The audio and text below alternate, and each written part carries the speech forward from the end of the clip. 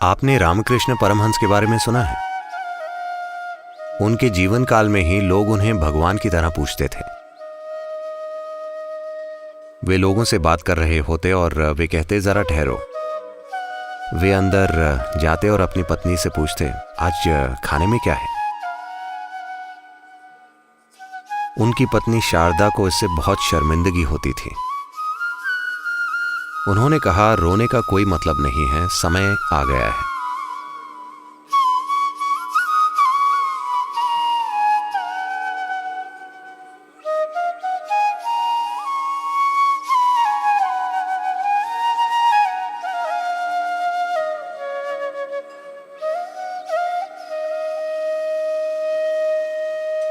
क्योंकि वे बुरे डिजाइनर के ग्राहक नहीं बनना चाहते।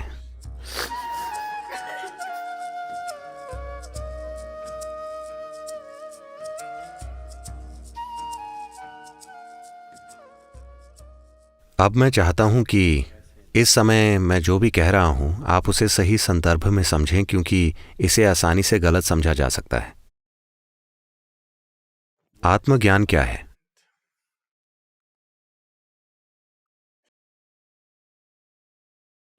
साठ के दशक में एक समय था, कैलिफोर्निया में ऐड चलते थे जो बताते थे कि अगर आप भारत जाते हैं तो इसमें 12 साल लगेंगे, $25। यहां आप 1 घंटे में आत्मज्ञानी हो सकते हैं। ऐसे ऐड चलते थे जहां आपको बस हेडफोन पहनने होते थे, फैंसी दिखने वाले चश्मे पहनने होते थे और वे आपको कुछ खिलाएंगे भी। इन सब से आपको एक मनोविकारी अनुभव होता था। तो लोग विज्ञापन देते थे। तो आत्मज्ञान है क्या? हम बार बार ये कह रहे हैं, असतोमा सद्गमय, असतोमा सद्गमय। इसका मतलब ये है कि हम खुद को जगाने की कोशिश कर रहे हैं कि मैं असत्य से सत्य की ओर जाना चाहता हूं। इसे समझने के बहुत सारे तरीके हैं। इसे बहुत ही सरल तरीके से रखें तो आपके बारे में बुनियादी झूठ ये है कि इस समय आप जो नहीं हैं उसे आप मैं के रूप में अनुभव कर रहे हैं। यह धरती का एक टुकड़ा है, हमने बार बार ये कहा है, पर इस समय आप इसे मैं के रूप में अनुभव कर रहे हैं। ये एक झूठ है ना? अगर मैं इस सोफे को मैं समझूं तो निश्चित रूप से मुझे डॉक्टर की जरूरत होगी, है ना?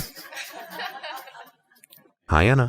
तो अगर आपको लगता है मैं ये लोटा हूं तो आपको जरूर कोई परेशानी है ना? इलाज की जरूरत है या नहीं? अगर मुझे लगता है कि मैं एक पात्र हूं तो मुझे इलाज की जरूरत है, पर मेरा शरीर, इसे भी इस धरती से निकाला गया है। ये भी इसी धरती से निकाला गया था। हाँ, ये भी धरती का एक टुकड़ा है और ये भी धरती का ही टुकड़ा है ना? अगर मैं सोच सकता हूं कि ये मैं हूं तो मैं ये क्यों नहीं सोच सकता कि ये मैं हूं? ऐसा लगता है कि मेरा दिमाग कुछ अलग है। अच्छा है ना? ऐसा दिमाग मदद करेगा, पर निश्चित रूप से ये पागलपन है ना? मेरा ये होना पक्का पागलपन है। कृपया इसे देखिए, मेरा ये होना, क्या ये पागलपन नहीं है? आपकी सुविधा केवल यही है कि हर कोई ऐसा है। हाँ, पागल खाने में ऐसा ही होता है। ऐसा ही होता है सिर्फ इसलिए कि हर कोई आपकी तरह है, इससे ये चीज सही नहीं हो जाती। मैं जानता हूं कि हम एक लोकतांत्रिक देश हैं, बहुमत राज करता है, जो भी बहुमत कहता है वो सच बन जाता है, पर अस्तित्व में ऐसे काम नहीं चलता। जो है वो है, जो नहीं है वो नहीं है, बस यही। अगर आप इसके साथ तालमेल में हैं तो जीवन एक तरीके से काम करता है, अगर आप तालमेल में नहीं हैं तो जीवन दूसरे तरीके से काम करता है। ये एक सरल सी बात है। तो अगर आप जानते हैं कि मैं ये नहीं हूं, बुद्धि से नहीं, अनुभव से, अगर एक स्पष्ट दूरी आ गई है तो इसे एक ओर रखकर चले जाना सहज होगा, है ना? इसे आप बुरे नामों से बुलाते हैं, जैसे मृत्यु। नहीं, मुझे लगता था कि मैं ये लोटा हूं और मैंने इसे लगातार ढोया। एक दिन मुझे अनुभव हुआ, हे भगवान, ये मैं नहीं हूं। अब मेरे लिए उसे नीचे रखकर बैठना सहज होगा, है ना? क्या ऐसा नहीं है? तो उन्होंने बस यही किया। आप इसे बढ़ा चढ़ा रहे हैं। आत्मज्ञानी अपने शरीर को छोड़कर चले जाते हैं। जब उन्हें बोध होता है कि वो ये नहीं है, तो वो इसे एक और रख देते हैं। अगर उन्हें थोड़ा सा और काम होता तो वो इसे उठा सकते थे। उन्हें कोई काम नहीं था, वो इसे रखकर चले गए। ये जीने का समझदार तरीका है या नहीं?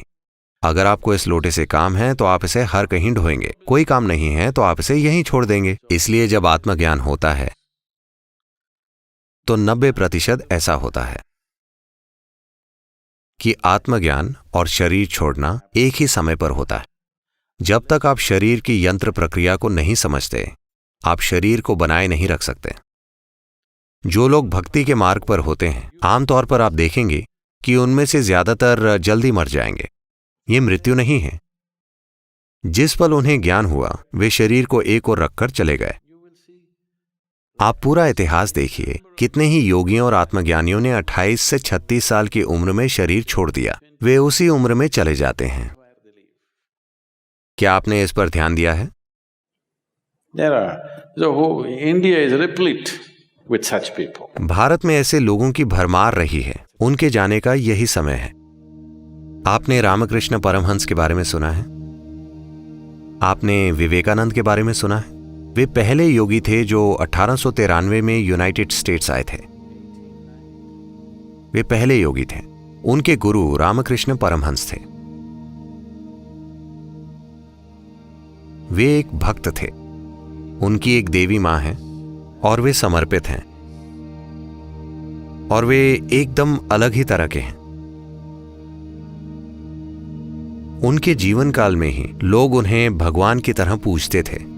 उन्हें सूली पर नहीं चढ़ाया गया। उनकी पूजा की गई क्योंकि उनकी उपस्थिति बहुत ही अद्भुत थी। पर वे खाने को लेकर पागल थे। वे लोगों से बात कर रहे होते और वे कहते, जरा ठहरो। वे अंदर जाते और अपनी पत्नी से पूछते, आज खाने में क्या है? उनकी पत्नी शारदा को इससे बहुत शर्मिंदगी होती। वे कहती, आपकी दिक्कत क्या है? यहां तक कि मैं भी खाने को लेकर परेशान नहीं हूं, फिर आपको क्या समस्या है? हम आपको भगवान मानते हैं, खाने को लेकर यह कैसा पागलपन है? उन्होंने कहा, यह ठीक है, पर खाने में क्या है? एक दिन उनकी पत्नी को बहुत शर्मिंदगी हुई और वे बोली, मैं आपसे बहुत शर्मिंदा हूं।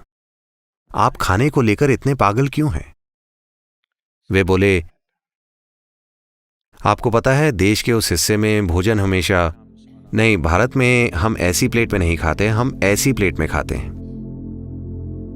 इसे थाली कहा जाता है। खाने से परोसी हुई प्लेट को थाली कहा जाता है। वे बोले, जिस दिन तुम मेरे लिए थाली लाओ, तुम मेरे लिए भोजन लाओ, और अगर मैं खाने में कोई रुचि ना दिखाऊं तो समझ जाना कि बस 3 दिन बचे हैं। उन्होंने ये कहा और उसके बाद 7 साल बीत गए। 7 साल बाद एक दिन उनकी हमेशा से ही एक झूले पर बैठकर खाने की आदत रही थी, इसलिए वे इस झूले पर ही बैठकर खाते थे। वे थाली लाएं और उन्होंने मुंह फेर लिया। वे रोने लगीं। अचानक उन्हें एहसास हुआ केवल 3 दिन बचे हैं। उन्होंने कहा, रोने का कोई मतलब नहीं है, समय आ गया है। 3 दिन बाद वे चले गए। तो वे सचेतन रूप से भोजन की इच्छा पैदा कर रहे थे शरीर में बने रहने के लिए। अगर वे भोजन की इच्छा नहीं करते तो वे चले जाते। तो वे हर रोज खुद को बताते, खाना खाना खाना खाना। ये उनका स्वभाव नहीं है, पर वे शरीर को चलाते रहने के लिए हर समय ये इच्छा पैदा कर रहे थे। अगर सत्संग में बैठे बैठे उनका अनुभव बड़ा रूप ले लेता तो वे अचानक उठते और पूछते, आज खाना क्या बनाया है? मैं ये और वो खाना चाहता हूँ। बस खाने के बारे में सोचना। Just thinking about food, desire, creating a conscious desire for food, just to stay glued शरीर में टिके रहने के लिए एक सचेतन इच्छा पैदा करना। या तो आपको ऐसी कोई इच्छा पैदा करनी होगी, या दूसरी तरह की तरकीबें हैं, या आप में शरीर की यांत्रिकी समझ होनी चाहिए। शरीर की यंत्र प्रक्रिया समझने के लिए एक तरह की भागीदारी चाहिए। ये यूं ही नहीं आती। आत्मज्ञान एक पल में हो सकता है, पर समझ एक पल में नहीं आती, जन्मों तक काम करना पड़ता है।